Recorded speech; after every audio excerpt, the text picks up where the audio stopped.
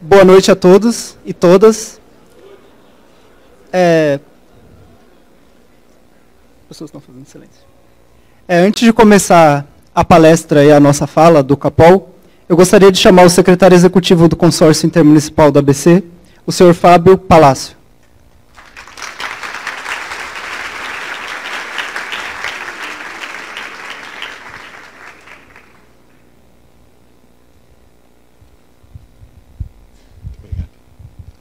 Boa noite a todos.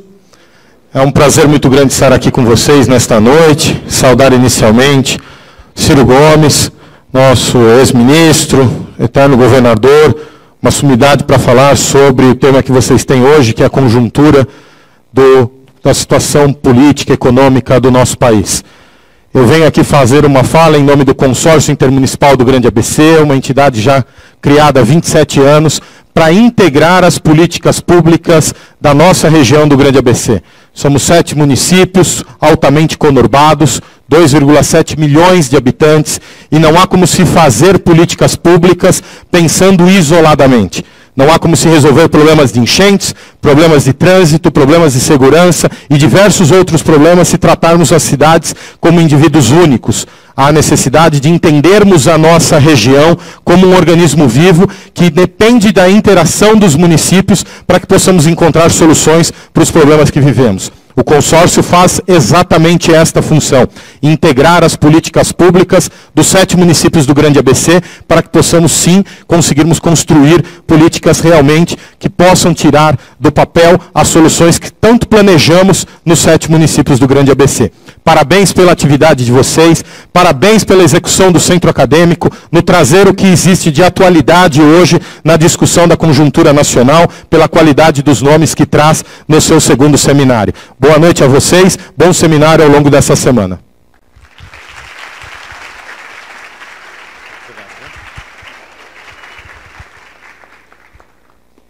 Então, agora eu vou fazer uma fala em nome do Centro Acadêmico de Políticas Públicas, o CAPOL. Bom, gostaria de me apresentar primeiro. Eu sou o Lucas, estudo aqui na UFABC desde 2014.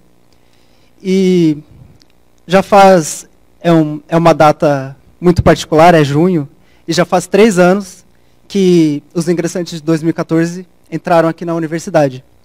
Naquela época, a gente vivia um Brasil totalmente diferente. Eu não vou fazer aqui propaganda de governo nenhum, mas naquela época a gente tinha esperança de que a gente ia entrar e que a gente ia construir alguma coisa com o curso, principalmente nós do curso de Políticas Públicas. E a partir de 2015, essa esperança ela foi aos poucos acabando. E a esperança acabou dando lugar a uma angústia, a um medo, a uma desesperança. E a gente pensava, o que vai ser do nosso curso? Mas uma pergunta, um questionamento, que ficava não só para os alunos de políticas públicas, eu tenho certeza que para todos os jovens aqui, era a seguinte pergunta: o que vai acontecer com o Brasil amanhã? Porque nós viemos de uma época, principalmente eu que sou do fim dos anos 90, de crescimento econômico. A gente pegou sim um pouquinho de crise lá no começo da vida, mas a gente não lembra muito. Então, o momento de crise dura mesmo para a gente é agora. Então, quando a gente pegou esse momento, e da forma que veio de uma vez, né, foi um baque muito grande.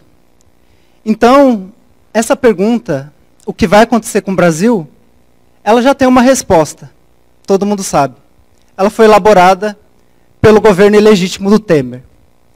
Porém, eu queria lembrar para vocês que uma pergunta, ela nem sempre tem uma resposta só.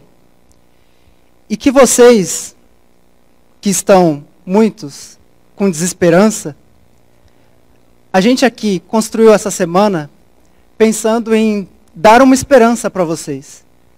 Porque essa outra resposta, ela não vai vir pelo governo. Porque o governo, ele já construiu a resposta. A resposta deles é um Brasil com reforma da Previdência, onde uma pessoa que, de Cidade Tiradentes, aqui próximo, não precisa ir em rincões do Brasil, ela não vai conseguir se aposentar, mas ela vai pagar a vida toda e vai morrer trabalhando. Esse Brasil é o Brasil que não dá nenhum suporte à educação, como a gente pode ver aqui, nós somos um exemplo claro disso. Esse Brasil que se constrói é um Brasil que não dialoga com a ideia de desenvolvimento. Isso não é uma agenda nacional, o desenvolvimento. E um país sem uma agenda de desenvolvimento é o que cria um monte de jovens desesperançosos. Porque é um país que a gente não acredita que vai melhorar. É um país que a gente acredita que vai ficar estagnado. A gente começa a buscar as respostas em outros países. Quem sabe mudar, conseguir um visto de outro país, um trabalho, uma universidade em outro país, porque a gente não acredita no nosso próprio país. Mas eu gostaria de lembrar a vocês que vocês podem sim construir uma outra resposta. 90% dos brasileiros são contra esse governo. Eles falaram em uma pesquisa recente, acho que foi divulgada em março, que o Brasil está indo para o rumo errado. A maior parte da população é contra as reformas trabalhistas, da Previdência. E cabe a vocês, que são jovens universitários, que tiveram acesso a uma universidade de qualidade, muitos pela primeira vez na família, como eu, por exemplo, é mais que o dever de vocês, nosso, né? Eu faço parte disso também, de construir uma resposta para a sociedade brasileira diferente dessa agenda do governo Temer. Portanto, a resposta de o que vai acontecer com o Brasil é bem clara. Vai acontecer o que vocês queiram que aconteça. Muito obrigado. Vou passar a palavra para a companheira Rayane, do CAPOL.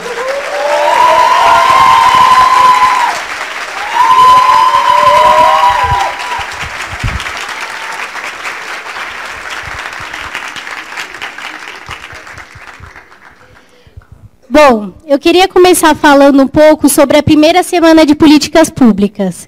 A primeira semana de políticas públicas foi um evento realizado por discentes do curso de políticas públicas e nossos veteranos. E naquele momento foi muito importante para nós, turma de 2014, presenciar um evento daquele realizado só por alunos. E eu nunca vou esquecer o dia que o Lucas Landim, meu amigo que acabou de sair daqui, me disse que o próximo evento vai ser nosso, e nós vamos fazer, só os alunos de novo. E estamos aqui. Bom, a Semana de Políticas Públicas, então, eu espero que as próximas é um evento realizado só por alunos, e espero que continue assim.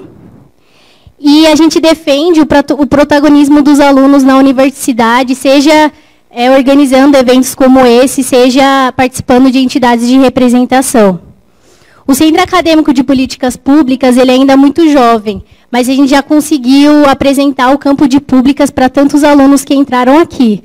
Foram muitos deles que tiveram primeiro contato com a gente e até agora não desistiram de cursar, o que é normal. Por isso que, antes de qualquer coisa, eu queria agradecer aos meus colegas do Centro Acadêmico e da comissão organizadora da semana. Muito obrigada. A UFABC ela me deu o que eu jamais acreditei que um dia seria capaz, que é a capacidade de construir. Nós estamos construindo juntos um curso que é cada vez melhor. Muito obrigada a vocês.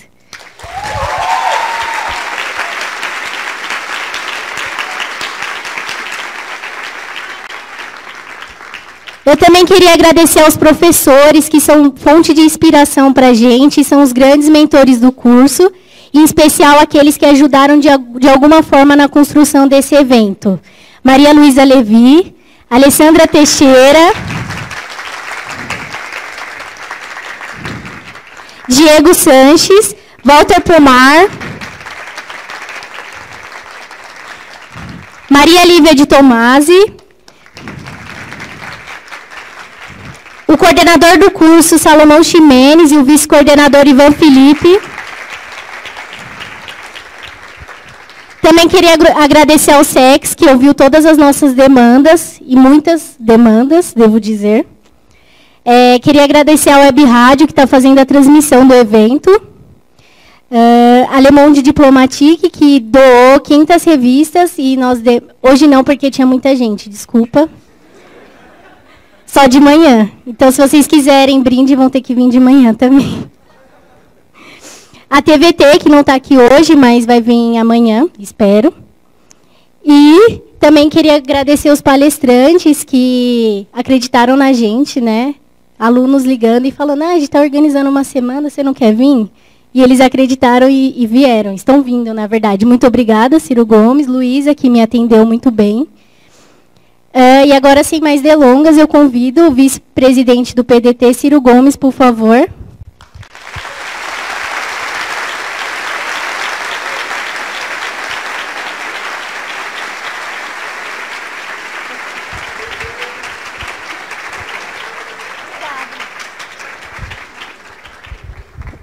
Boa noite a todas, boa noite a todos. É um privilégio muito especial para mim voltar a conversar com os jovens estudantes da Universidade Brasileira. E se esse encontro é na Universidade Federal do ABC, a minha alegria aumenta um pouco. Eu participei dos debates que fundaram essa universidade quando era ministro do governo do presidente Lula, e vocês talvez não saibam quão transcendentais foram os argumentos para que se fundasse uma universidade federal com esta cara, com essa qualidade já no seu nascimento, a bem de São Paulo e da unidade do Brasil, porque todo o sistema universitário estadual paulista foi uma reação a uma derrota política e militar que lamentavelmente aconteceu em 1932. Não lamento a derrota, lamento o enfrentamento desagradável, e eu sou um brasileiro que cultivo isso porque eu sou um dublê de cearense paulista. Eu nasci em Pindamonhangaba, pouca gente sabe, e fui criado no Ceará. Peguei o pau de arara na direção oposta.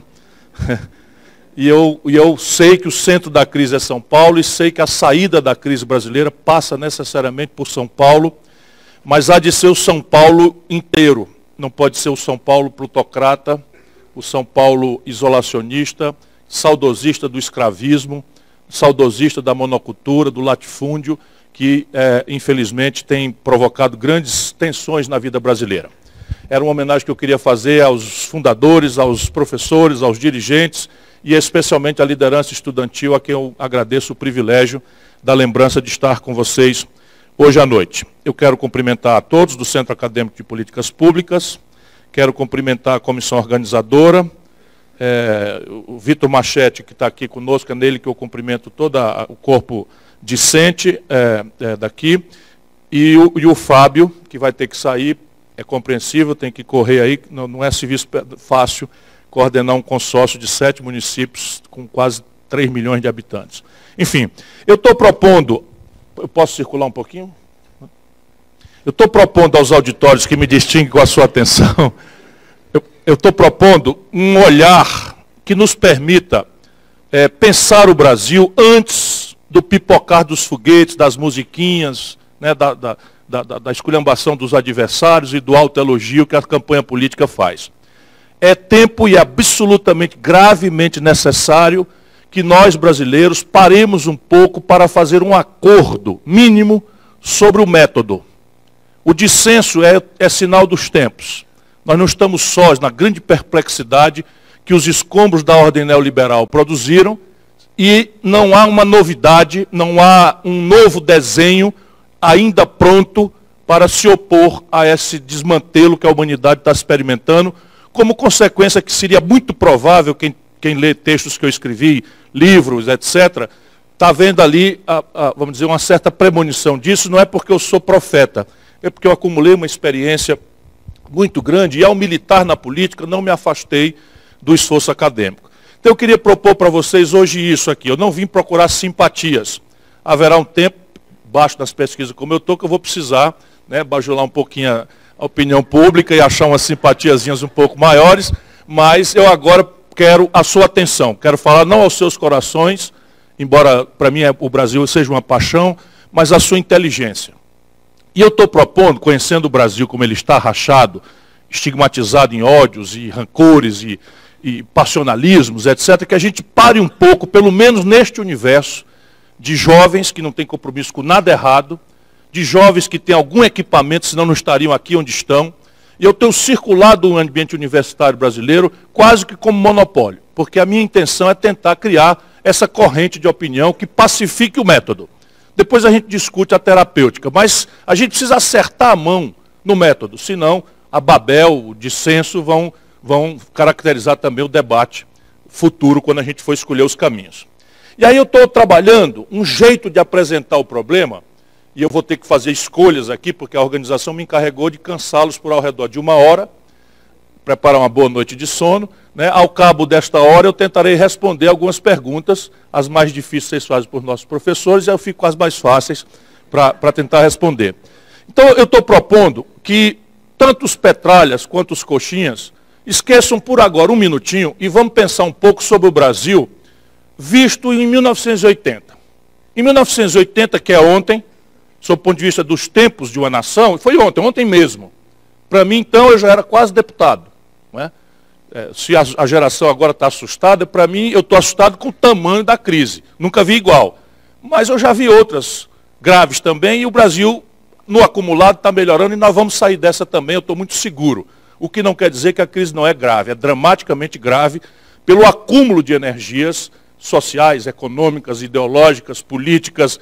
A direita sai do armário, se explicita no preconceito, no antagonismo de classe, no antagonismo de costumes. O Brasil, desde 64, esse pensamento estava meio que escondido no armário.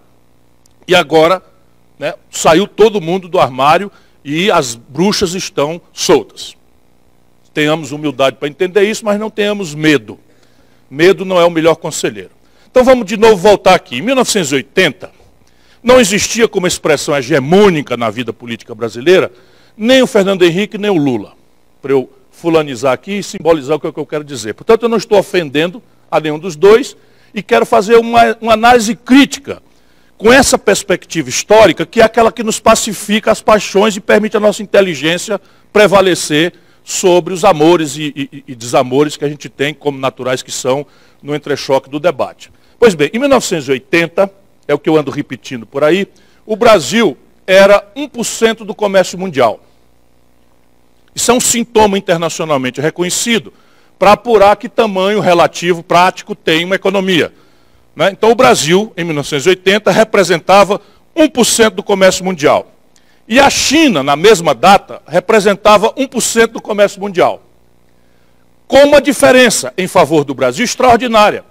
O Brasil tinha 130 milhões de habitantes e a China tinha já 800 milhões de habitantes. Portanto, em 1980, anteontem, nós éramos muito mais desenvolvidos e ricos relativamente do que a China. Por que eu arbitro o ano 1980? Por essa razão adjetiva, né, de não fulanizar culpas nem responsabilidades, mas para situar no ambiente estrutural, no contexto estrutural, o problema brasileiro, como eu tentarei demonstrar. Mas também porque eu posso arbitrar, essas coisas não acontecem num dia, né, que é 1980, o ano simbólico, em que o Brasil encerra um ciclo histórico de desenvolvimento que nos fez protagonizar o mais sofisticado, veloz e complexo fenômeno de desenvolvimento industrial da história do capitalismo mundial. A China vai nos bater agora, a Coreia do Sul vem aceleradamente a caminho de nos bater também, porém, ainda não bateram. O Brasil, quando acaba a Segunda Guerra Mundial, isso é impressionante, para vocês não terem medo do futuro. O Brasil, quando acaba a Segunda Guerra Mundial, é um país em que 82% do povo mora no campo, e é um país que extrai os seus excedentes econômicos na monocultura do café aqui para baixo e da cana-de-açúcar lá para cima. E o resto era uma economia primária de subsistência completamente incipiente. Nós não tínhamos nada, sob o ponto de vista industrial, relevante. Até a básica e rudimentar metal-mecânica de pá, enxada, picareta, etc., nós importávamos do estrangeiro ou tínhamos que fazer de forma artesanal. Pois bem, o Brasil começa num modelo que deu uma certa coesão ideológica e que coesionou também a fundação de uma burguesia nacional urbana, sintonizada nos valores modernos, vitoriosa na Segunda Guerra Mundial, antenada na novidade industrial, explosivamente linda que a América consegue fazer no esforço de guerra, e na recuperação da Europa com o Plano Marshall, e na recuperação do destruído Japão com o general MacArthur. Havia ali uma brutal inteligência global, afirmando valores, modernidades, e o Brasil tropicalizou esse keynesianismo, né, já que tinha sido experimentado pioneiramente no New Deal, com um modelo nacional desenvolvimentista. Se houver curiosidade, porque eu quero escolher aqui o central, para falar com vocês, porque essa conversa é um livro que demoraria aqui umas 4 horas para eu fazer um resumo.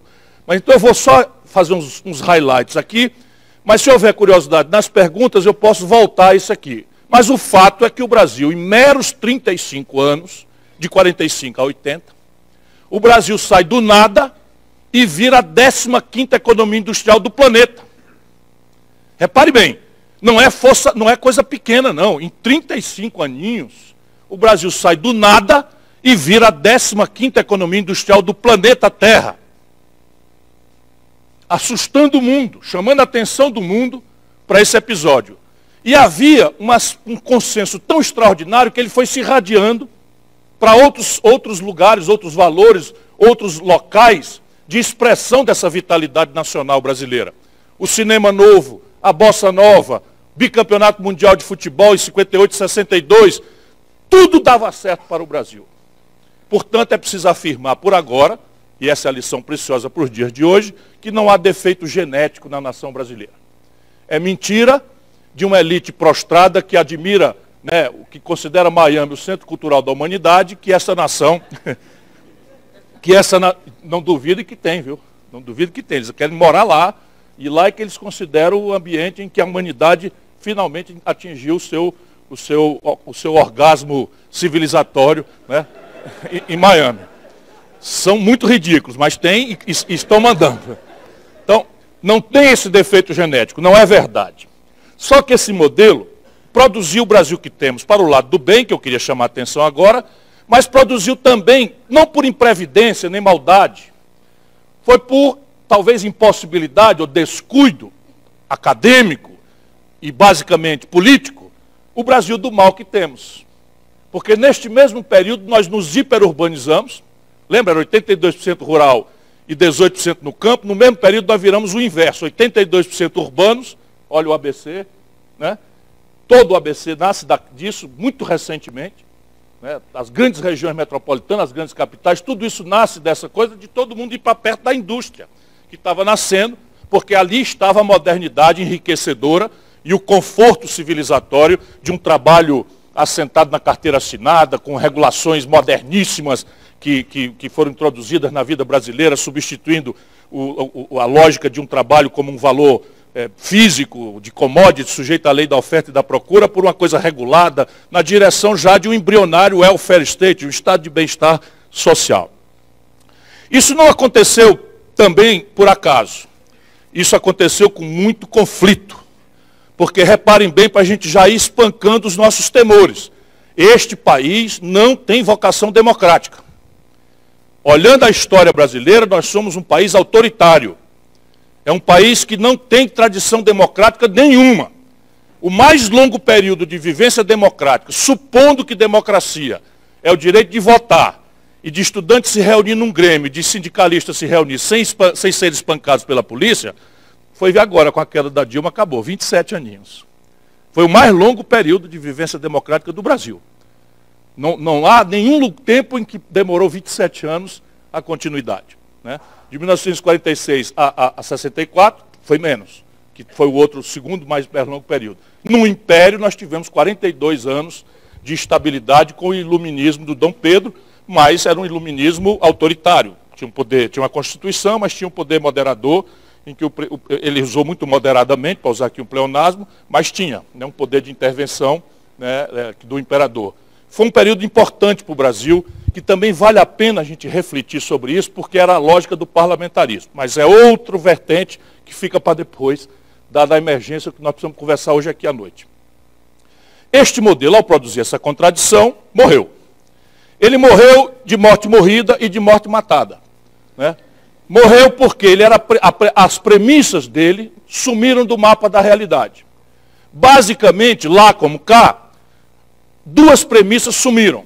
Portanto, nós temos que chamar o pensamento crítico de esquerda a não imaginar que é possível simplesmente um copy-paste, um copiar-colar, para trazer o Brasil uma outra solução para hoje, copiando o que deu certo no passado.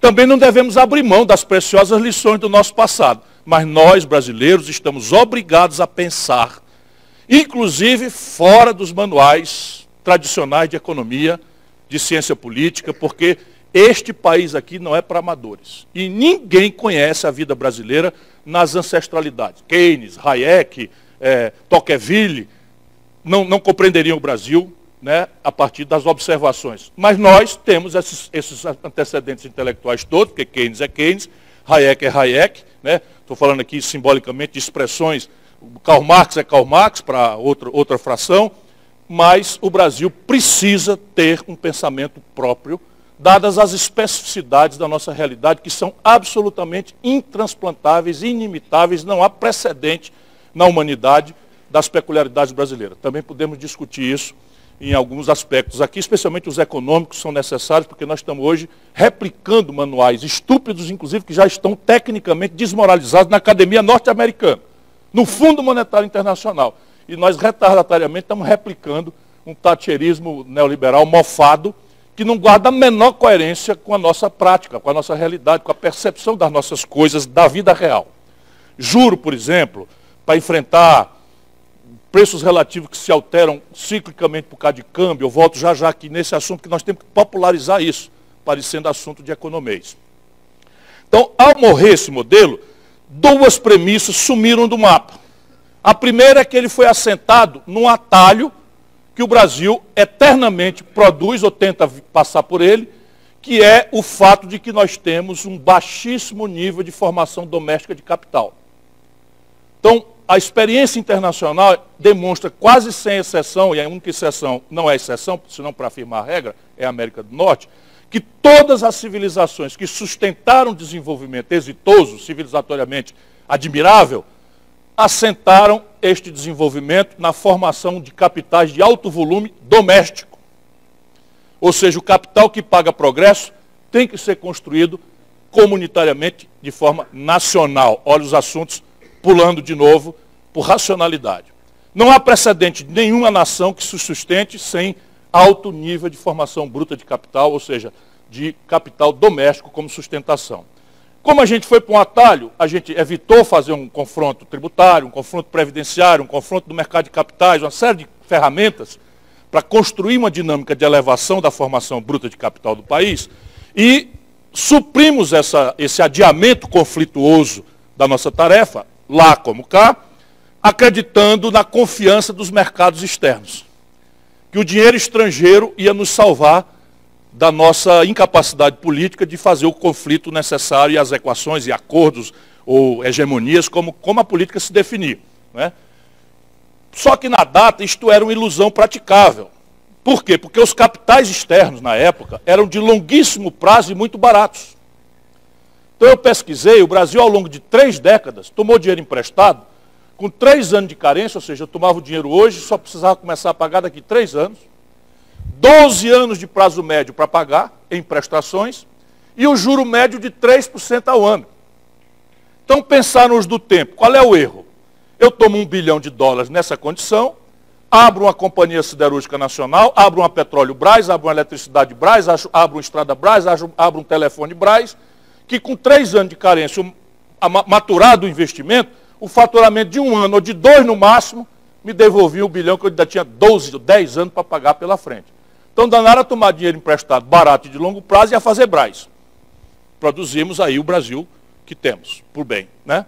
Segundo, era a variável tecnológica, que a esquerda também, tradicional, precisa acordar para isso. O modo moderno de vivência, permitam um parêntese, ele hoje exige uma centralidade do domínio tecnológico de ponta que é absolutamente indisponível. Pode ser que o consumidor do futuro, que está na pré-escola hoje, passe a fazer no seu ato de consumo 3 perguntas e não só uma, como ele faz hoje, nós fazemos hoje. Hoje, nós estamos induzidos a acreditar e a referir a nossa própria busca angustiante pela felicidade, fugidia, a um padrão de consumo maravilhoso, de cuja notícia temos pela internet, pela televisão, pelos outdoor, pelos rádios, enfim, por tudo quanto buraco a gente tem na cabeça, entra a informação de um padrão maravilhoso de consumo, e nós somos induzidos, essa geração inteira, a referir ao acesso a esse padrão de consumo maravilhoso, a nossa própria felicidade. Isso é o equívoco da contemporaneidade do planeta Terra. Quer dizer, nós abrimos mão de buscar nossa felicidade no ambiente espiritual, estou falando de religião, no romantismo, na poesia, na insurgência revolucionária, na compaixão, no amor, no romantismo, né? Na música, no teatro, nas estéticas humanistas, para ficar correndo atrás de um padrão de consumo que escapa da nossa mão cada vez que a gente alcança ele, porque a gente toma notícia de um outro padrão. Vai sair o iOS não sei das quantas, que tem um não sei o quê, e se eu não tiver esse não serve mais, porque o meu iPhone 5 vai ficar obsoleto. E isso não é trivial na bolsa Louis Vuitton de 30 mil reais que a madame usa. A bolsa Louis Vuitton de 30 a 35 mil reais que a madame usa é só um símbolo caricato do que eu estou querendo dizer. Por que alguém dá 35 mil reais num país de tantas graves dificuldades, e desigualdades, e miséria e fome, para comprar uma coisa? É um símbolo de distinção social. Basicamente, a doutora quer dizer o seguinte: olha a imundiça. Eu posso e vocês não podem. Portanto, olha aqui o elemento simbólico de que eu estou acima, na categoria social, da mundiça toda. Agora, isso não é trivial, porque isso desce para meios de diagnóstico médico. Isso desce para a química fina. Isso desce para a telefônica, para a informática. Isso desce para o eletroeletrônica, a microeletrônica, desce para o satélite. E aí vocês vão compreendendo o tamanho da encalacrada em que a humanidade se envolveu. E esse modelo, ao não entender ao tempo certo, porque era uma ditadura que nos impedia de debater, não entendeu no tempo certo que estava mudando profundamente a premissa do modelo, o modelo ruiu. Então vamos arbitrar 1980 como a data em que Houston, we definitely have a problem. Temos um problema definitivo, modelar, que exauriu o nosso sonho. Né? E agora o que fazemos?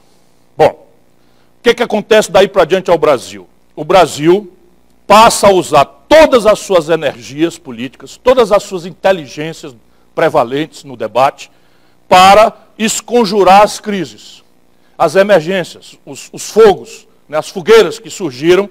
Tal. A primeira, mais óbvia, era a restauração da democracia, que impôs uma deformação no pensamento progressista do país, que era compreensível. Para a gente buscar a democracia, a gente precisava de um enorme consenso. E quando a gente discute consenso no campo popular, no campo progressista, o dissenso é que é a realidade. Porque quando a gente vai discutir economia política, aí cai logo a questão. Nós tínhamos liberais, democratas, nós tínhamos conservadores, democratas, nós tínhamos a Igreja Católica, que tinha ido para o golpe com nenhum pudor, convocando marcha com Deus pela família, a liberdade, inverte a posição. Nós tínhamos uma imprensa em São Paulo, que ajudou o golpe com editoriais, chamou o golpe, puxou o golpe, fez apologia do golpe, e depois, como é óbvio, como estamos vendo a tragédia se repetir, passa a sofrer perseguição do golpe. Então, você tinha todo um mundo conservador, que era esgarçamento da coalizão de forças da União, do golpe, e nós tínhamos que fazer gravemente superficial a agenda. Porque se a gente fosse discutir um modelo tributário progressista, um sistema previdenciário progressista, um modelo de intervenção do Estado no domínio econômico, imposto sobre grandes heranças e doações, que são a agenda pragmática do mundo progressista verdadeiro, não esse mundo progressista de goela, que infelizmente também usurpou o debate progressista no Brasil, a gente não conseguiu consenso para restaurar a democracia. Então nós fomos para uma geração inteira, começou a acreditar na simplificação de que o problema do Brasil era constituinte, livre, soberana, democrática, antecedida por anistia ampla, geral e restrita, eleições diretas já. Este foi o raso consenso que nós conseguimos fazer. Nos unimos todos e ganhamos. Por isso que a minha geração não tem medo do futuro, porque nós ganhamos todas. Nós fazíamos do exercício da política uma coisa felicitante. A gente fazia as assembleias de estudante torcendo para a polícia chegar, sabe? Na minha geração. Porque se não chegasse, não tinha muita graça, não. Porque a gente queria era fazer os truques que a gente tinha aprendido de como é que pega amoníaco. Vamos aprendendo aí. Nós vamos precisar. Como é que pega amoníaco, não respira o gás lacrimogêneo, não passa a mão, passa amoníaco.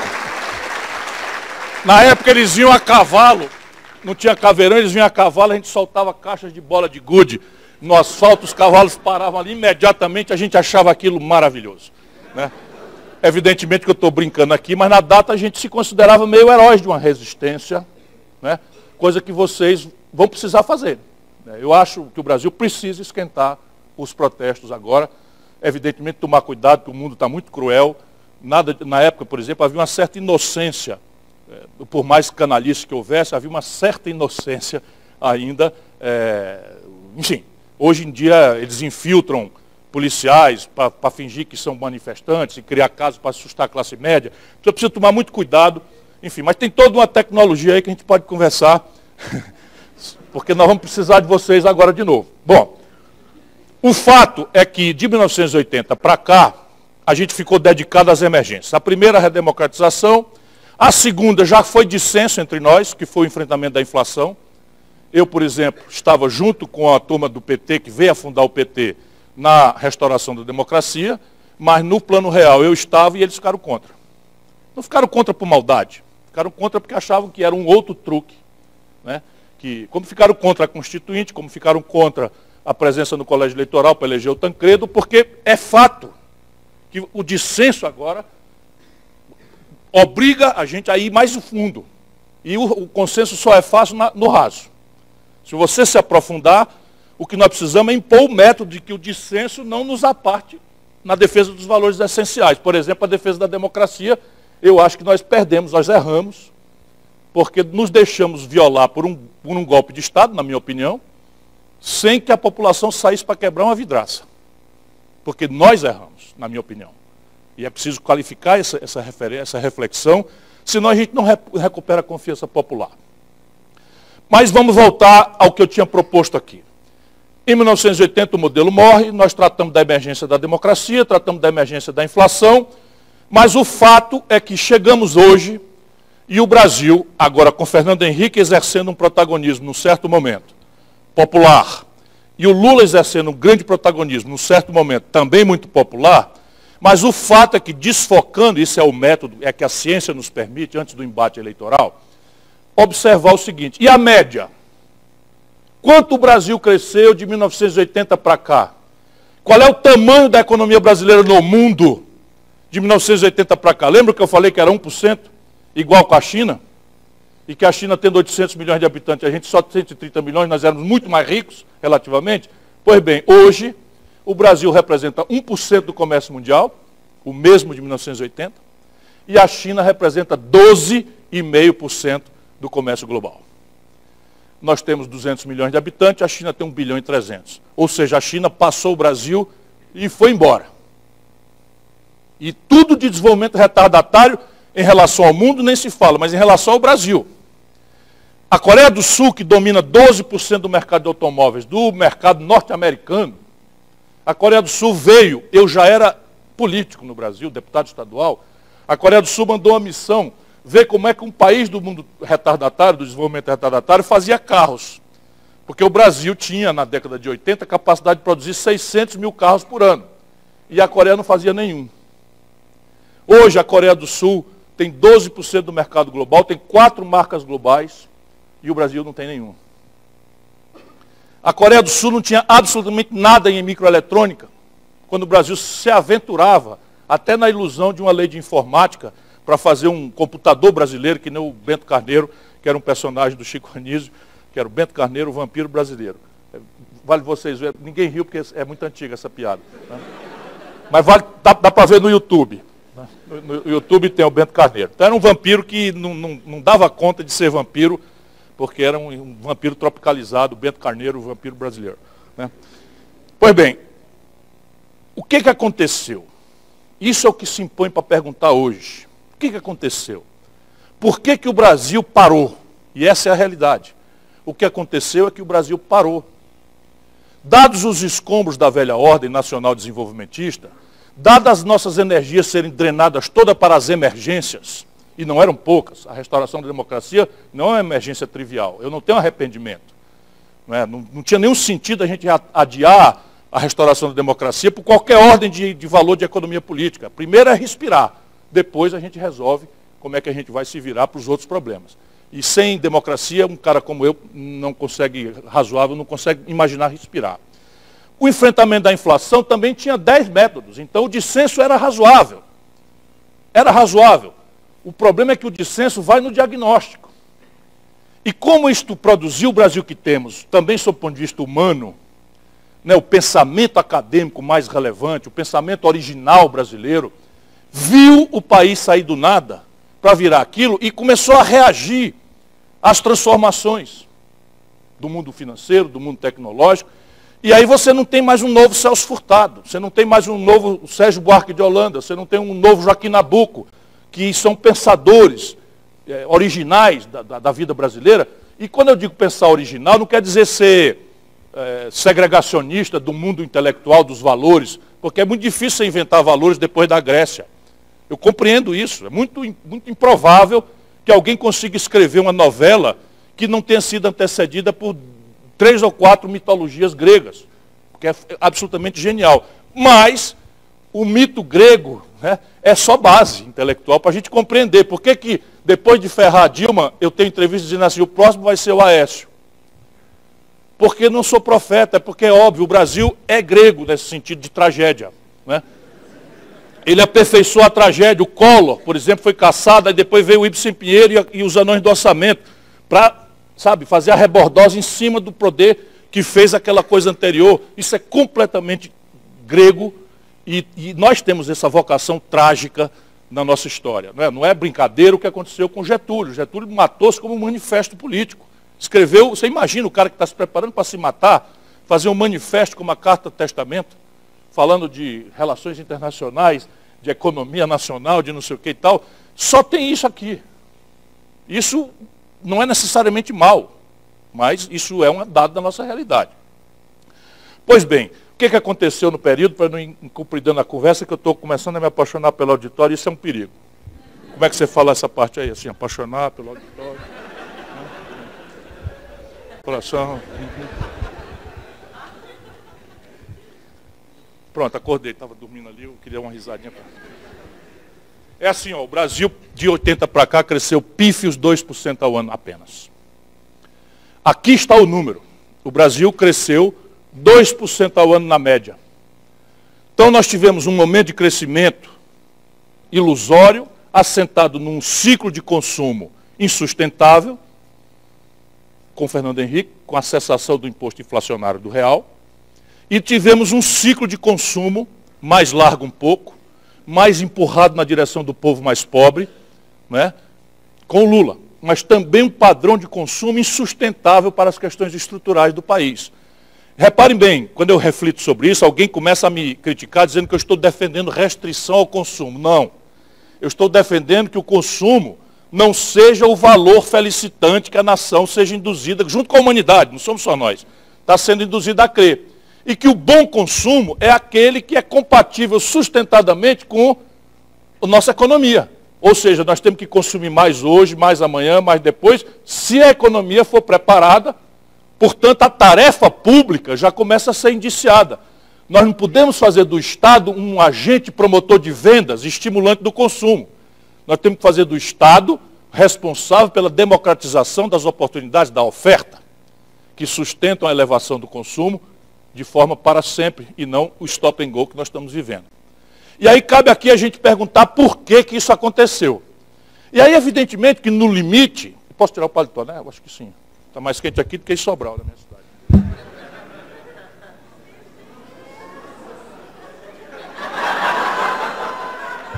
Do jeito que eu ando viajando, carente desse jeito, não façam isso.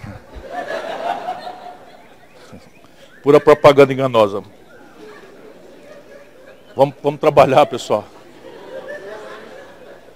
O pessoal falando em tristeza, eu estou vendo o auditório risonho e tal, isso também é meu papel. É assim mesmo. Não precisamos ter mau humor para resolver os problemas, não. Então vamos lá. O que aconteceu para o Brasil ficar parado? Eu sustento para discutir que 3 condições estratégicas proíbem o Brasil de crescer. E se esse meu pensar, se esse meu olhar sobre a vida real brasileira tiver fundamento, aqui estão as pistas do debate que nós deveríamos exigir para sempre daqui para diante.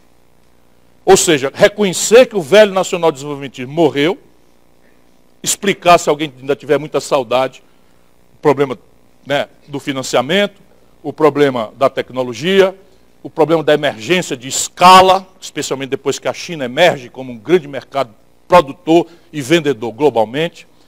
Mas três estruturas proíbem o Brasil de crescer. Eu lhes apresentarei apenas em ordem de apresentação, porque eu ainda não consigo ponderar qual é a mais grave. Portanto, como me vier na cabeça, eu vou apresentar. Primeiro, o passivo estrangulado do mundo empresarial privado brasileiro. Isto aqui é fato, porque a característica média desse período de estagnação é que o Brasil, com ciclos de stop and go, né, com ciclos de melhoria piora, o Brasil consistentemente impôs ao seu mundo produtivo a maior taxa de juros real do mundo, por quase 40 anos. E aí vamos abrir um parênteses, para vocês ajudarem o nosso povo a entender. Por que eu falo tanto de taxa de juros? É simples. Repare bem, se numa economia, numa nação, o governo paga por um papel mais do que o lucro médio dos negócios da economia real, essa economia tende à paralisia. Ninguém precisa ser economista para entender. É assim, se eu não tenho dinheiro, que é a extensa verdade, como já disse, o Brasil tem um baixo nível de formação bruta de capital, eu sou um país de vocação empreendedora, cada cabeça de um jovem no Brasil tem um projeto de vida, de empreender, eu não tenho dinheiro. Então, como é que eu vou tomar dinheiro emprestado? No banco, para botar num negócio que vai me dar um lucro que é, no fim do ano, menor do que o juro que eu vou ter que pagar para o banco. Ou, o contrário, eu tenho dinheiro, que é muito pouca gente. Por que eu vou botar num negócio que me exige trabalho, risco, etc., etc., se eu botar o mesmo negócio, o mesmo dinheiro, num papel do governo, e ganho mais do que se eu botasse numa roça, num comércio ou numa indústria? Só o João Dória, com todo esse respeito ao aqui presente, é que tem uma fortuna sem ter uma roça, sem ter um comércio e sem ter uma indústria. Né? Esse é um fenômeno, o cara tem jatinho, tem tudo. Né? E assim, eu conheci ele, presidente da Embratur, quando eu era prefeito de Fortaleza, e o cabo era meio pobre. Né? Então é uma coisa recente. Então, o cabo ficou rico, e eu ainda vou conversar com ele, se ele permitir, para eu saber como é que eu tenho raiva de ser pobre. Pobre não, classe média, rico-sado. Adoraria chegar aqui de jatinho, para não ter que chegar do aeroporto puxando a minha mala e entrar aqui, né, como vocês viram aí. Bom, primeira questão, então, é que o Brasil está com o seu passivo empresarial estrangulado. Ou seja, com o estresse aos oligopólios, né, o que é que eu quero dizer aqui? Nós tínhamos uma economia muito oligopolizada. Os preços das coisas no Brasil não eram formados no entrechoque competitivo, como o mito neoliberal propõe. É tudo em jantar. O cara se convida um jantar no Rio de Janeiro ou em São Paulo e, se for calçados agora o jantar em Fortaleza, senta lá e combina. Né? Combina os preços, a margenzinha ali e tal. Então os oligopólios conseguiam repassar para o consumidor, impunemente, todas as ineficiências deste ultra-ônus financeiro. Só que com a globalização e a crescente informação, que é a única coisa que está globalizada, deste padrão ótimo de consumo, a população começou a melar o jogo do oligopólio. Começou a perfurar os oligopólios de maneira que eles não têm mais eficiência em transferir esses custos relativos impagáveis para o consumidor.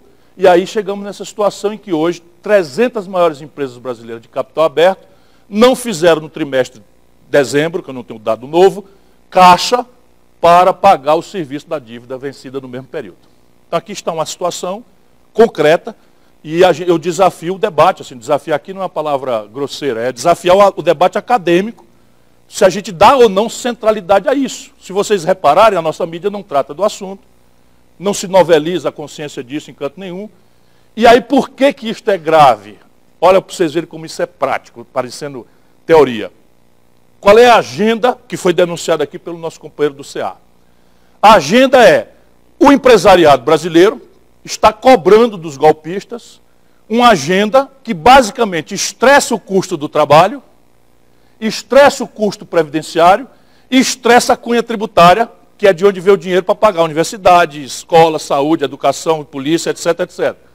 E não fala nada do juro. Por quê? Porque esquizofrenicamente, o capitalista, ele sente que a coisa está errada na empresa, mas quando ele apropria excedentes no pessoal, ele hospeda no juro alto. Então ele não quer mexer nisso. E este é o custo central, este é que é o custo central. É evidente que o custo do trabalho, sob o ponto de vista microeconômico, a cunha fiscal, lato sensu, tributária e previdenciária, são fatores a serem ponderados na competitividade sistêmica da economia. Mas repare bem, eu tenho provocado, a Alemanha é o país que tem o maior custo por hora trabalhada do planeta.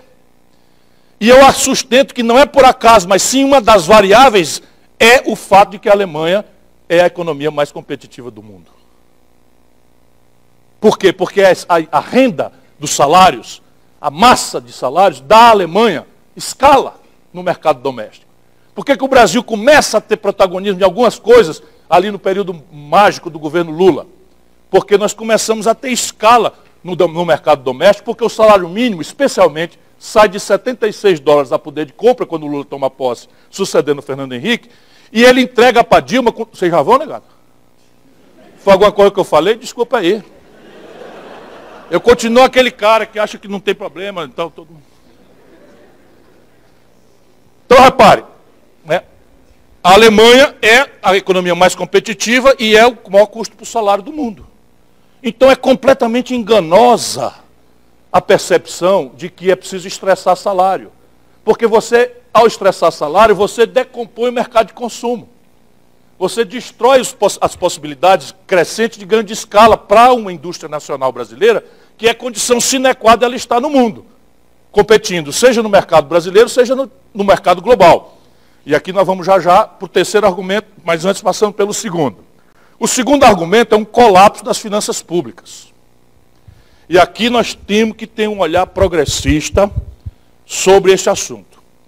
É assim, este ano, o que está orçado dos 3 níveis de governo no Brasil, anuncia, e não se praticará, o menor volume de investimento da história brasileira ever, para sempre. O governo federal orça, e não vai cumprir, 0,4% do PIB para investir no ano de 2017. A União Federal, 0,4%, significa assim, o Lula, no melhor momento, na reeleição dele, com toda a perseguição, etc., etc., investiu 1,75% do PIB, que já é criticamente baixo. Mas é 1,75%. O Temerário planejou investir 0,4%. 0,4%. Os estados brasileiros, 17 estados, estão com a receita corrente líquida, abaixo da despesa corrente líquida. Porque na maluquice de replicar manuais do estrangeiro, o ajuste fiscal brasileiro é impraticável. Por que é impraticável? Porque a maior despesa corrente, eles estão em elevação, que é juro para banco. E ao impor uma depressão selvagem, que não tem precedente na história brasileira, nós estamos fazendo despencar a receita pública. Só para vocês terem clareza, hoje nós somos 14.300.000 brasileiros desempregados. É a eles que eu dedico o meu esforço, antes de mais nada. A eles eu dedico meu esforço, minha luta, porque eu sei o que é um pai de família ter dificuldade para honrar a conta de aluguel, a conta da farmácia, a conta do supermercado, e a mulher reclamando com razão, e o nome no Cadinho, no CSPC, no Serasa, e estes canalhas, não há outra palavra, tratam isso como um número gelado. 14.300.000 desempregados. E mais 9 milhões de brasileiros empurrados para o biscate, para a informalidade, para o meio da rua, sofrendo todo tipo de constrangimento e repressão. O que aconteceria em tese se 14.300.000 mais 9 milhões viessem para o mercado formal de trabalho contribuir para a Previdência?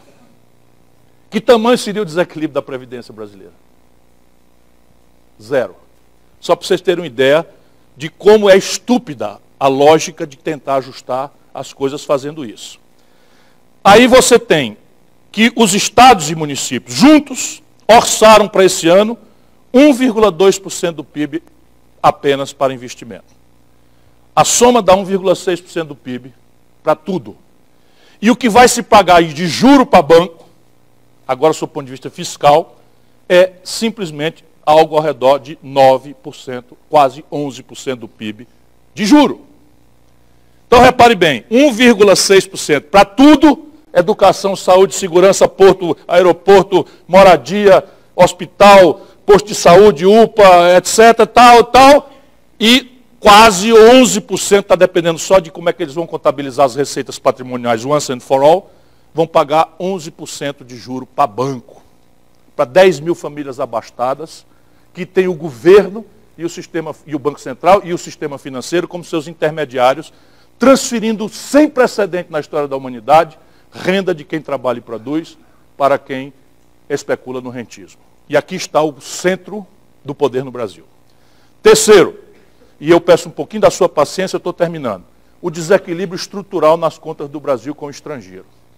Esse fator surge quando a gente abre mão, por prostração ideológica, que nos foi vendido como ciência boa, ao mito neoliberal. Então, repare bem, para mim, neoliberalismo não é um palavrão, não. É um marco de economia política insustentável.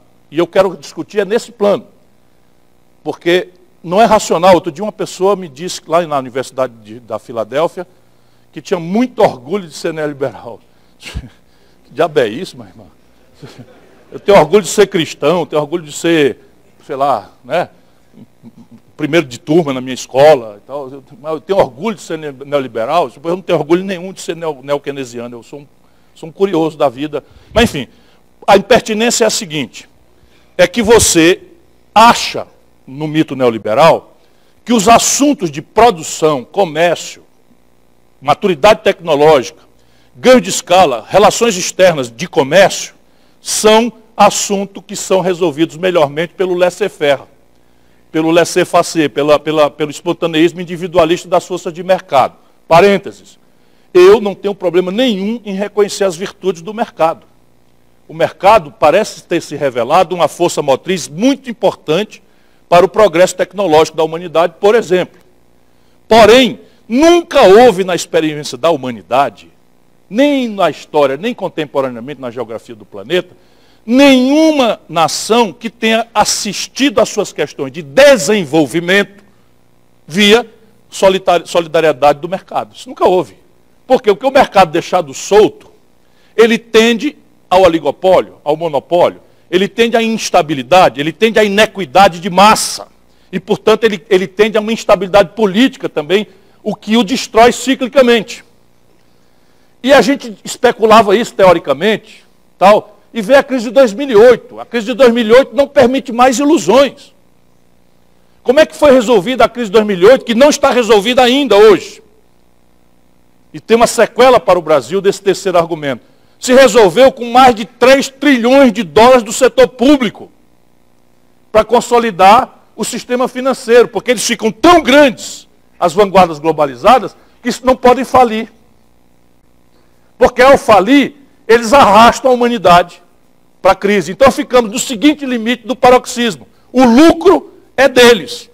E o prejuízo certo dessa inestabilidade marcada para acontecer, espeta nas costas do povo. Não por acaso a América hoje, dos países desenvolvidos, é o país mais desigual, que está muito mais pobre hoje do que há 10 anos atrás. E a China está começando a bafejar as costas dos Estados Unidos, com um marco de economia política completamente diferente. E eu não estou propondo que a gente transplante instituições. Volto a dizer, não considero que as instituições norte-americanas sejam para ser replicadas, como o Fukuyama anunciou, o fim da história, mas não quero trocar as instituições americanas pelas instituições chinesas. O desafio é um pensamento brasileiro, adaptado à nossa realidade, que compreenda as nossas especificidades, virtudes, defeitos, ameaças e oportunidades. E olha, há muito mais oportunidades do que defeitos. Qual é o impeditivo da questão estrutural, a terceira, que eu tenho que encerrar, porque de fato vocês já tiveram muita paciência comigo?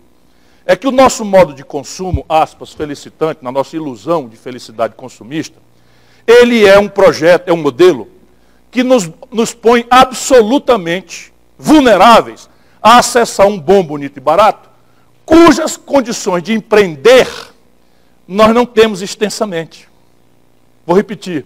Nós todos estamos na vida induzidos a referir nosso êxito social. Isso para um jovem assim, ele precisa do elemento iconográfico desse consumo suntuário para ser aceito pelo grupo. Ele precisa desses elementos simbólicos do êxito social para ser reconhecido, respeitado. Isso é uma tragédia na cabeça de um menino de uma favela, porque ele não tem, nem terá jamais a condição de fazer.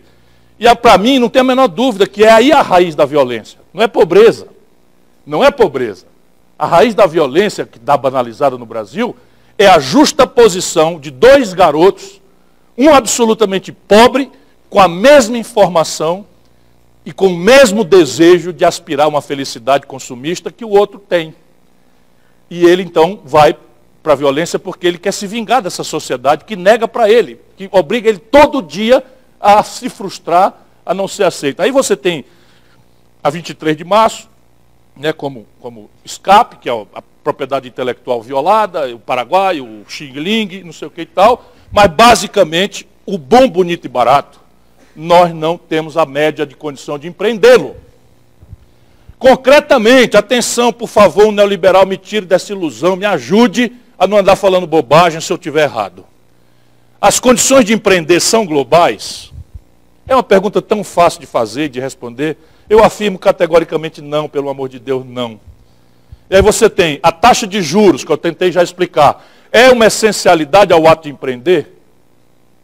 Eu preciso ter uma taxa de juros que seja menor do que o lucro médio do negócio, do meu empreendimento, como eu já tentei demonstrar. A taxa de juros no mundo rico, Europa, Estados Unidos, China, Coreia, Japão, desde 2008 é negativa. Se você for japonês, você vai ao banco do Japão, tira 1.000 ien emprestado no começo do ano, no fim do ano você está devendo 930. Porque a taxa de juros é negativa, porque estão vendo o colapso da economia e estão criando todos os estímulos para ver se a economia sai da catatonia a qual foi levada pelo colapso do neoliberalismo em 2008. E repare bem, no Brasil, se você usar o cartão de crédito para se financiar, você pega R$1.000 emprestado no começo do ano e no fim do ano está devendo 6.000. É simples assim.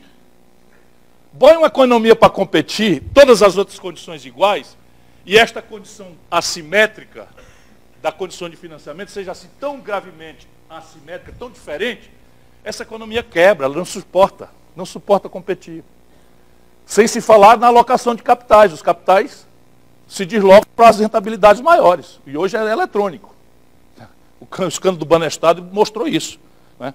Depois você tem o seguinte, como tentei demonstrar, o nosso modo de consumo é dramaticamente dependente do último estágio de domínio tecnológico conseguido globalmente.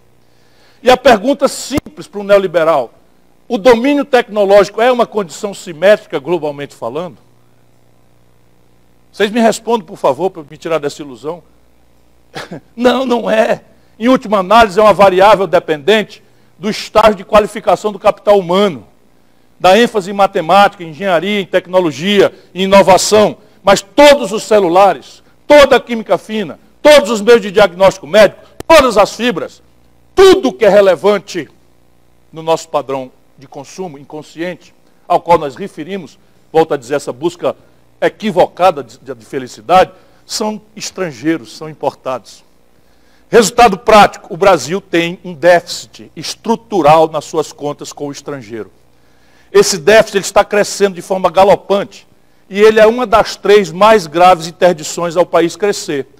Se não vejamos, em 1994, eu fui ministro da Fazenda do Itamar, nós ajudamos a fazer o Plano Real. O Plano Real cessou a inflação abruptamente do dia para a noite.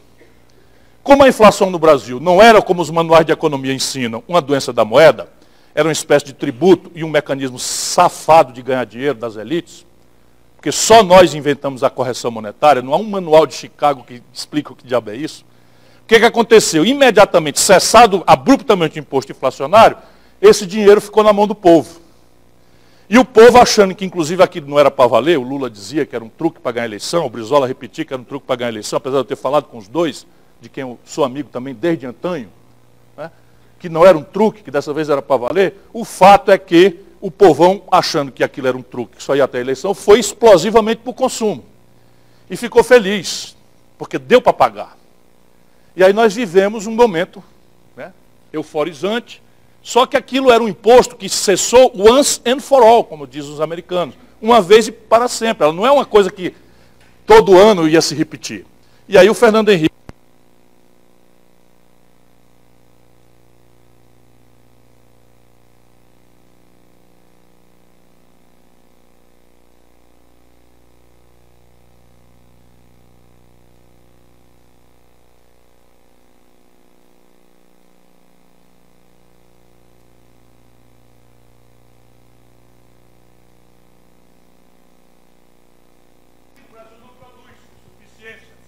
Então nós temos que... Obrigado.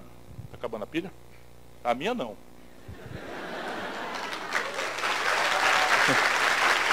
Vai cair. Então a gente come pão e não compra dólar, mas come pão e pizza e pão é trigo. O Brasil compra trigo do estrangeiro.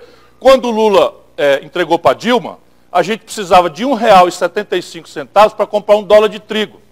Quando a Dilma foi derrubada, a gente estava precisando de R$ 4 para comprar o mesmo dólar de trigo. Resultado, o preço da pizza e do pão subiu e a Dilma começa a se desconstituir.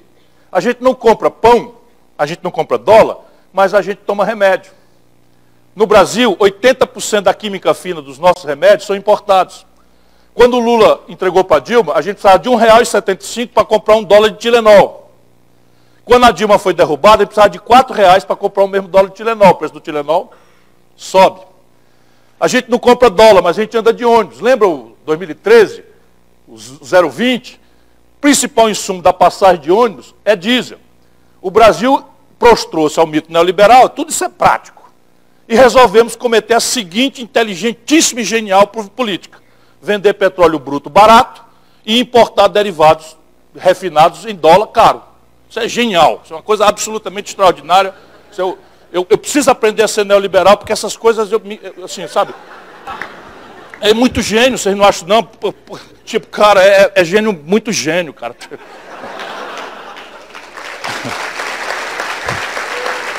Resultado, a gente precisava, quando o Lula entregou para a Dilma, de R$ 1,75 para comprar $1 de diesel. Quando a Dilma foi derrubada, a gente precisava de R$ 4 para comprar o mesmo dólar de diesel. Resultado, a passagem subiu. E assim tudo.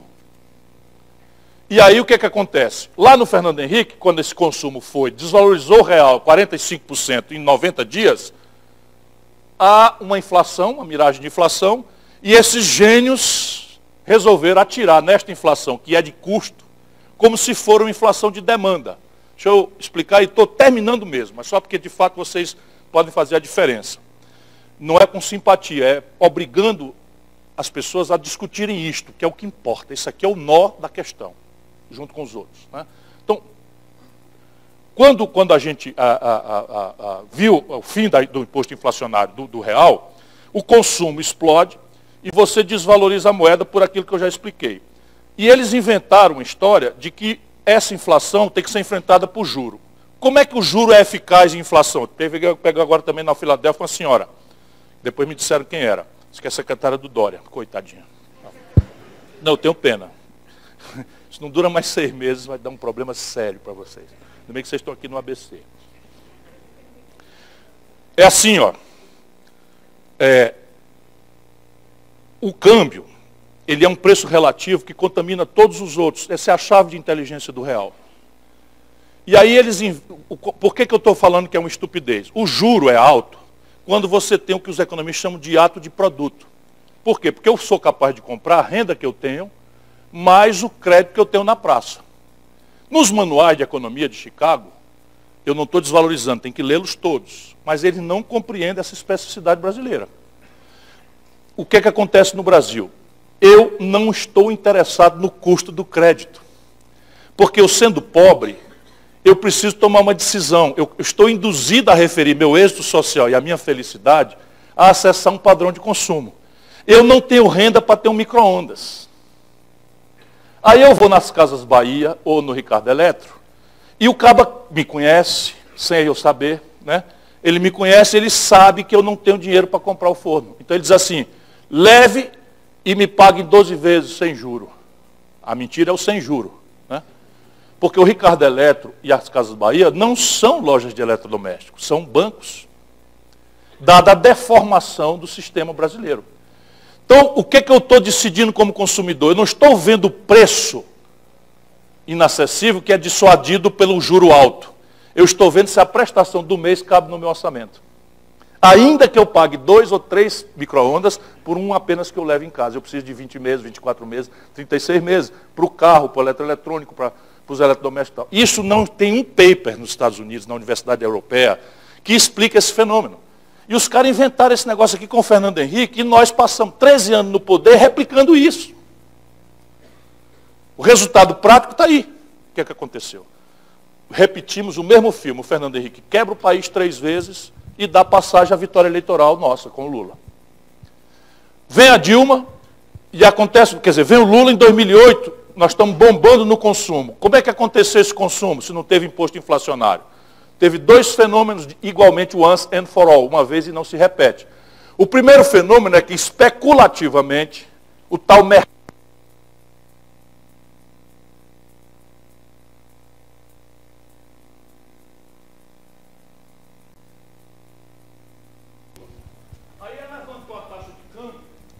correndo para o dólar. Agora a minha está acabando. Correu para o dólar e o resultado, o preço do dólar em real seria o equivalente hoje, quando o Lula tomou posse, a R$ 9,20. Como eu tentei demonstrar, para pior, quando o dólar sobe, você aumenta os preços relativos, o movimento de volta também é verdade. Não completamente, mas o dólar foi caindo até chegar a 1,75. Então a renda média relativa do povo, que é sensível a dólar, como eu tentei demonstrar pelo Tilenol, pelo diesel, etc., melhorou proporcionalmente muito em relação ao que estava no fim do governo Fernando Henrique. Mas houve uma atipia. Qual seja, e eu termino mesmo, o Brasil experimentou, puxado pela China, um explosivo aumento dos preços dos produtos tradicionais de baixo valor agregado que a gente exporta para o estrangeiro. Então eu estava trabalhando na CSN quando houve o golpe, pedi demissão para vir voltar para a luta. O Brasil estava vendendo uma tonelada de minério de ferro por $190. $190 quando o Lula estava bombando. Quando a Dilma foi derrubada, o minério de ferro estava 38.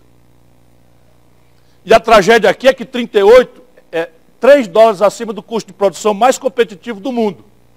Ou seja, praticamente toda a mineração de médio e pequeno porte quebrou. Inviabilizou-se no país.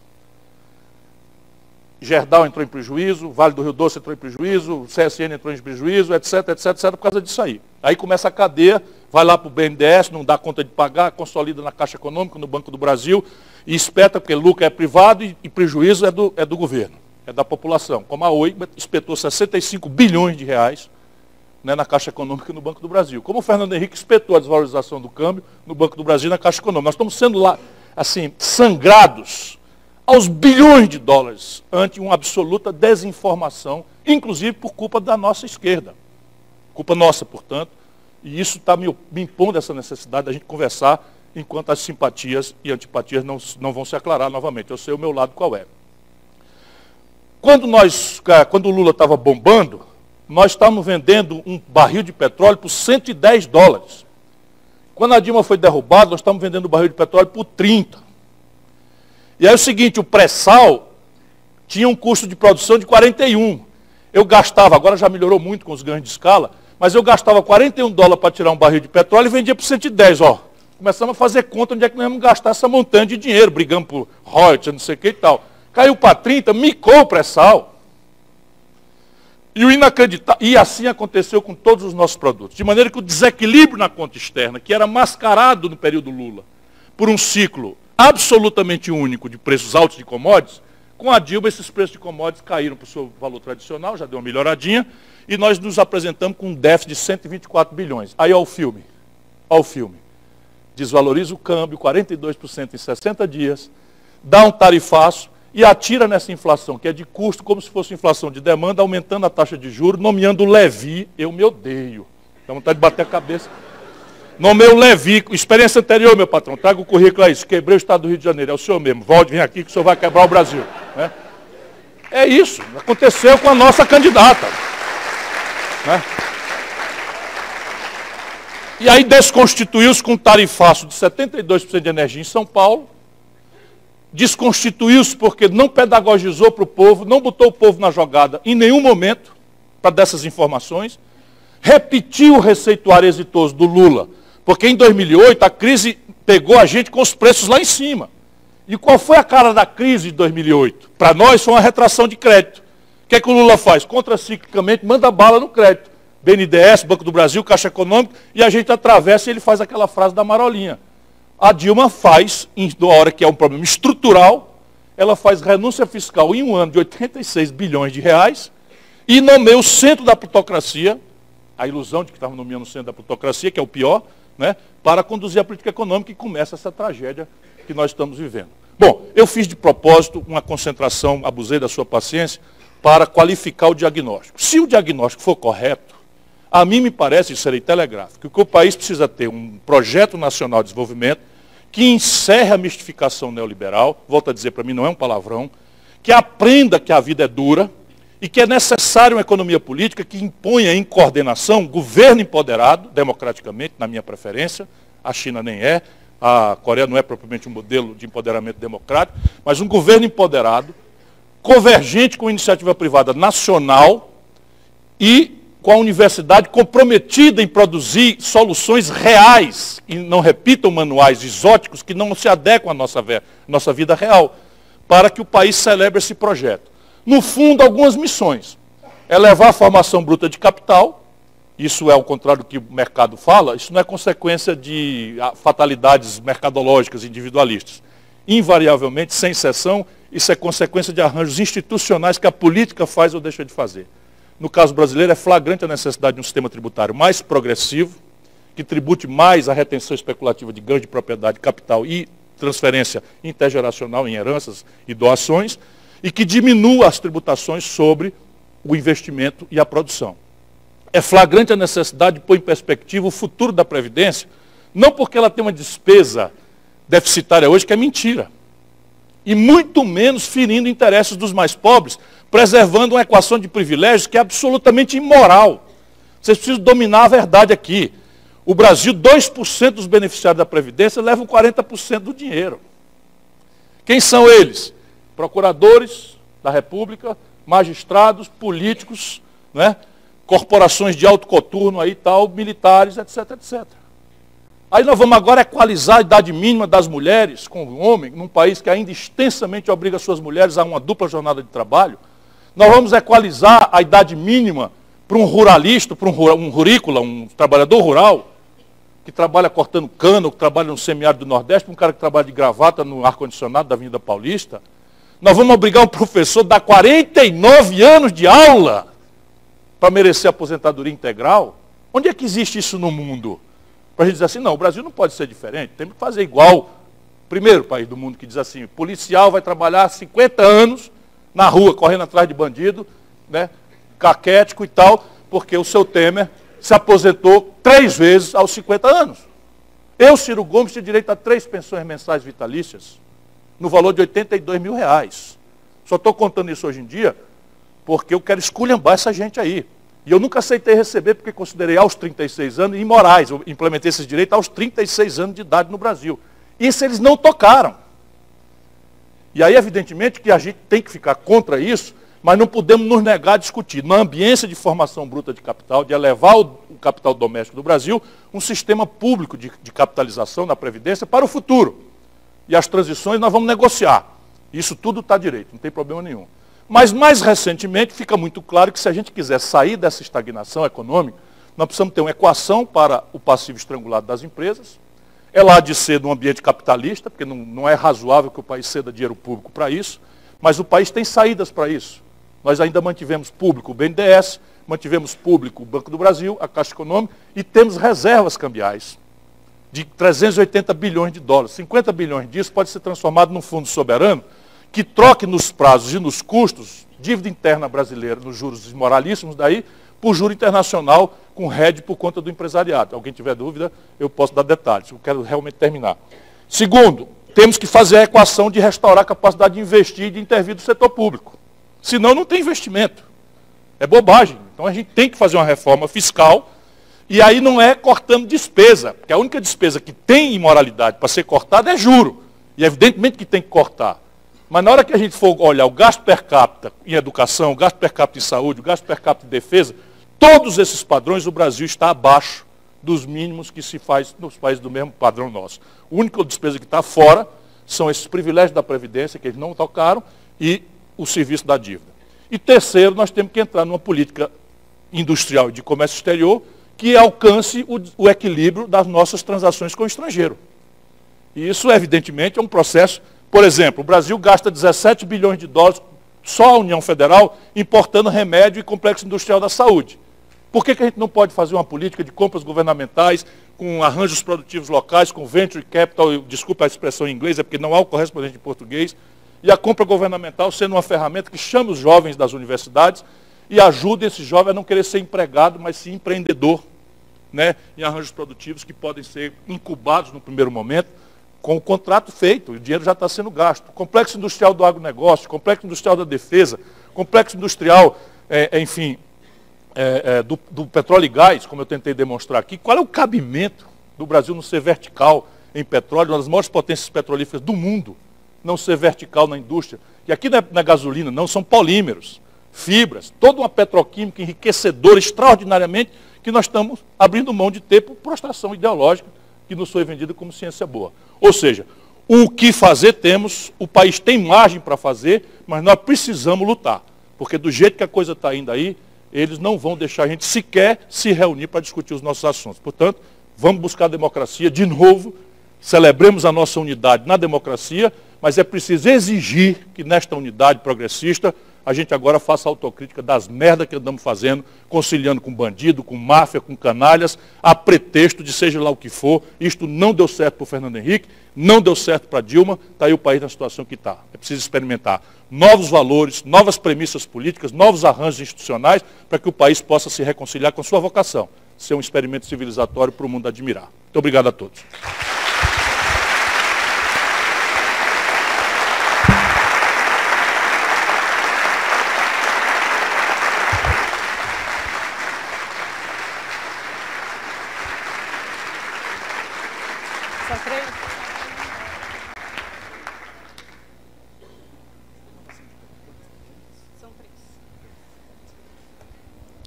Bom, pessoal, então a gente vai dar prosseguimento aqui com as perguntas que vocês entregaram. A gente teve uma demanda muito alta, então a gente teve que selecionar algumas. Então, a gente vai fazer por bloco, tá? Então, vou apresentar as 3 para o Ciro e ele responde. Só um adendo, a nossa semana vai até sexta-feira, então a gente tem programação nas diversas horas, tem de todos os temas. E vai ser um prazer ter vocês com a gente. Então, é isso. Então, a primeira pergunta é como se viabilizar como candidato competitivo em um cenário onde o PT não o apoia, tendo em vista que você não tem o recurso, tempo de TV, fama, alcance em redes sociais, que João Dória, Lula, Marina e Bolsonaro têm?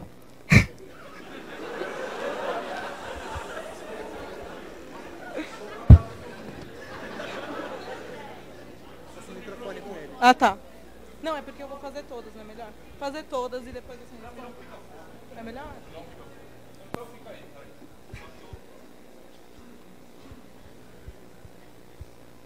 A questão é assim, ó, apostar no povo. Se der certo, sou eu o eleito. Se não der certo, eu apoio o meu vizinho. Como foram nas outras vezes que eu fui candidato.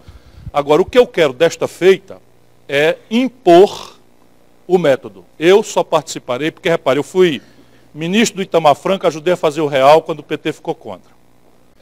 Depois eu fui ministro do Lula, ajudei a desenhar esse projeto, estive lá na crise do mensalão, não abri, fiquei firme e tal, estava seguro que o caminho do país estava correto, quando o PSDB ficou contra. E eu agora quero ser eu que vou tomar conta. Se eles vão me apoiar ou não, me importa menos do que se o povo brasileiro agora pode se livrar das ilusões. Porque os dois fracassaram. Os dois projetos fracassaram. O Fernando Henrique saiu bem, pessoalmente, mas do seu ponto de vista eleitoral, o PSDB escondeu o Fernando Henrique 3 eleições.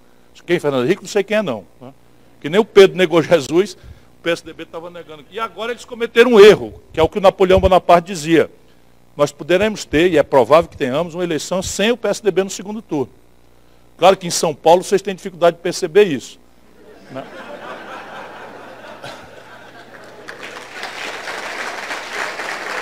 É claro.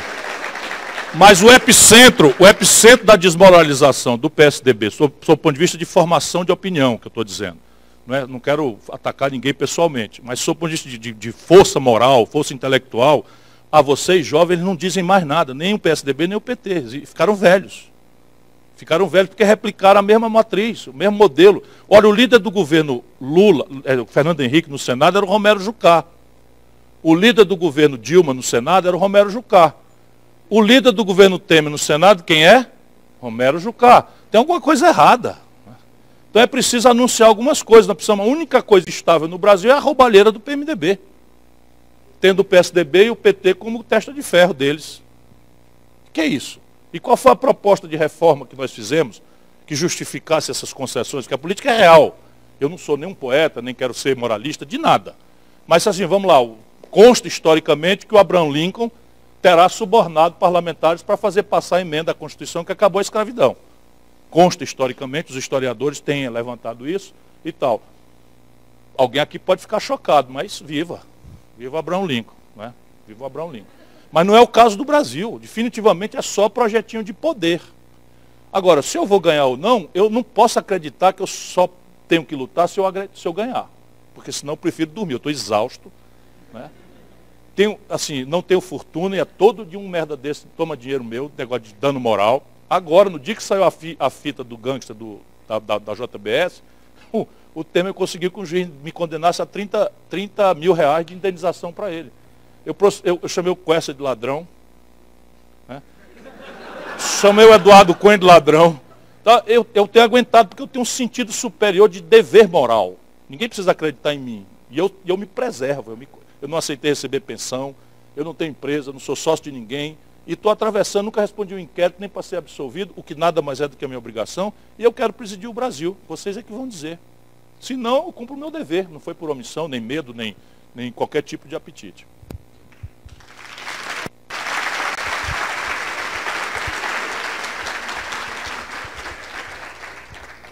A segunda pergunta é, referente ao plano de nacionalização da indústria, por você defendido, como você pensa em atuar, se eleito, na consolidação deste plano? Como amenizar a influência do multinacionalismo e do capital externo, uma vez que somos uma indústria meramente produtiva?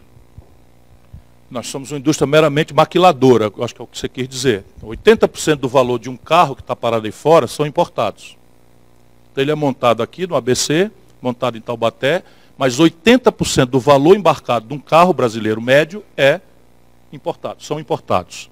Então o que nós precisamos fazer, reparem que eu dei alguns exemplos, porque são lugares onde o dinheiro já está feito, onde a questão de escala está garantida e aonde nós temos expertise tecnológica razoavelmente dominada. Portanto, é onde nós vamos, pela lei do menor esforço, minimizar o antagonismo global, mas em qualquer circunstância é preciso celebrar um projeto nacional que reveja as questões centrais de financiamento, as questões centrais de superação do hiato tecnológico, que, por exemplo, na América do Norte, ninguém aqui alimente a menor ilusão. Quem desenvolve tecnologias centrais dos Estados Unidos é uma interação entre o governo e o mundo empresarial, a pretexto de compras governamentais por razões de defesa, por exemplo, a internet, e por razões de saúde ou de projeção aeroespacial. Então, toda a lógica de nanotecnologia, novos materiais, robótica, informática, tudo isso nasce, não importa a retórica, nasce de uma convergência estratégica do governo americano com a academia e as empresas. E isso é na França, isso é na Inglaterra, isso é no Japão, isso é agora na China, contemporaneamente na coisa. E é muito engraçado a minha provocação aos neoliberais, é porque o mundo neoliberal inteiro está em agonia. Inteiro! Olha o que é que deu nos Estados Unidos. Deu no Trump. O Trump não é esse doidão que vai ser. O Trump eleito foi a formalização pelo trabalhador branco americano do fim do primado rentista global vis-à-vis a ideia de projeto nacional em que o Trump volta a falar que a tarefa de emprego, de tecnologia e de indústria são inerências do governo. O Trump está discutindo com a Angela Merkel de forma grosseira taxa de câmbio. Porque a Alemanha está dando uma surra nos Estados Unidos, no mercado americano. E aí nós aqui que estamos em desenvolvimento retardatário, vamos ficar gastando dinheiro com diesel importado? Que é isso? Por que isso? Nós vamos gastar 17 bilhões de dólares, só a União Federal importando o complexo industrial da saúde. Eu já tenho trabalhos, pessoas que estão ajudando aí, pensando o país, ao mundo universitário, por isso que eu estou correndo o trecho. Depois eu vou falar com o povão. Porque nós precisamos ter uma corrente de opinião. Não precisa concordar comigo. Mas tem que chamar os caras que vão ser candidatos e dizer, meu irmão, não venha com o papo de que ser sério vai resolver o problema do Brasil. Porque não vai, viu, Marina? Não vai resolver. Não vai. Esse chalezinho aí, moralista, neopentecostal, isso aí é muito legal. Né? Não vai resolver o problema. Qual é a sua proposta? Qual é a sua proposta para a superação do processo de desindustrialização que trouxe o Brasil de volta aos valores que tinha em 1910? É isso aí. Ou nós vamos agora fazer a apologia da ignorância? Eu vejo um camarada como o Bolsonaro, né? Não vou fazer nada aqui. Mas assim, tudo bem, eu sou um democrata visceral, mas o cara vai ser presidente da República, você tem uma opinião? Nada. E fazendo essa figura do pai autoritário, que os pais ausentes de casa fazem os meninos precisar.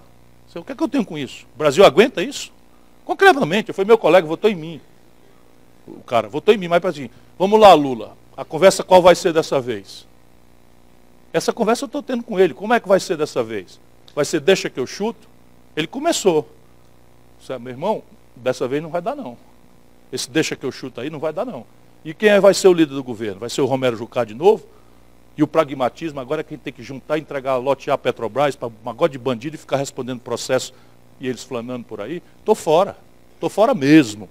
Agora, enfim, eu não posso me omitir, estou aqui na luta. Tá? Pronto? Último.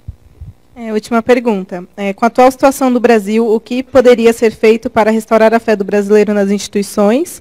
Claro que após as eleições de 2018, e, consequentemente, montar ou continuar a desenvolver um projeto de país com as reformas que nosso país precisa. Fé não é um elemento de inteligência.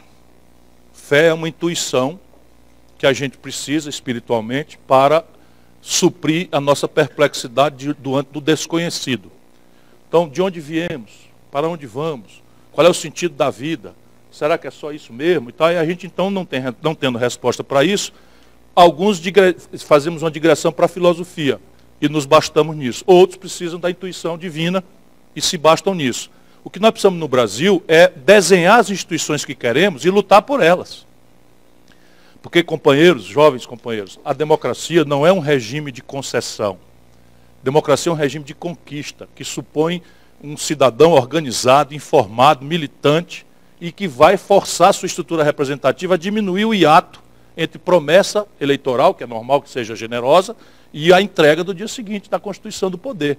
E que isso seja feito por um sistema de prêmios e punições organizadamente na democracia. Porque negar a política também é um desastre completo, porque não existe vácuo no poder. Se você nega a política, você simplesmente está cristalizando o status quo.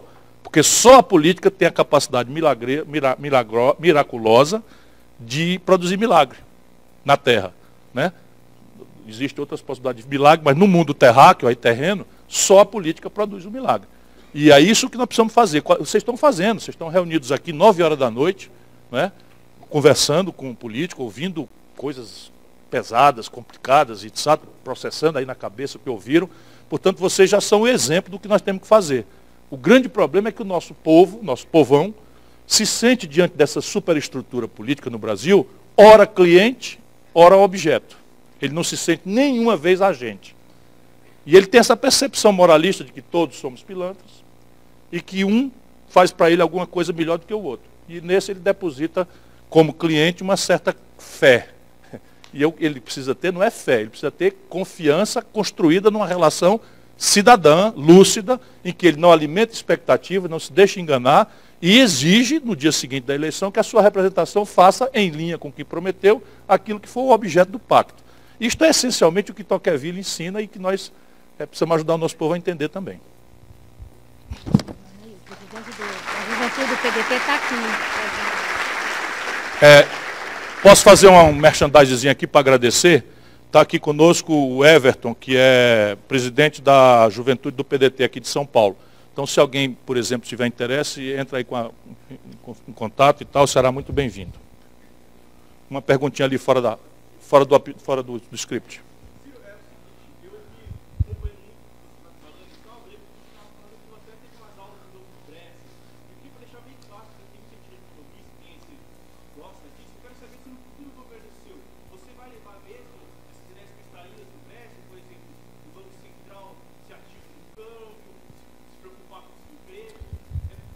Essas ideias eu tenho defendido num livro anterior ao adjornamento que, muito boa hora, o grande brasileiro Bresser Pereira fez.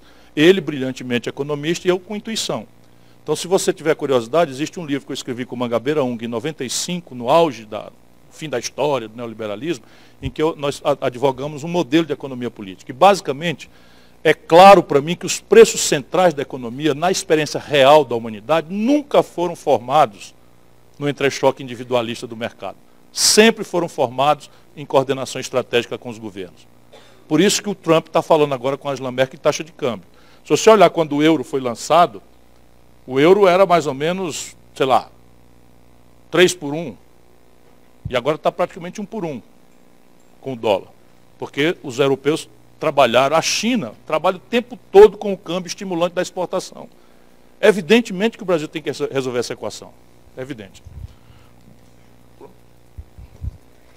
Bom, pessoal, queria agradecer mais uma vez a presença do Ciro Gomes e de vocês também. Essa semana é feita não só pela gente, mas pela presença de vocês. E a nossa programação até sexta, a gente espera contar com vocês. É isso, boa noite, obrigada.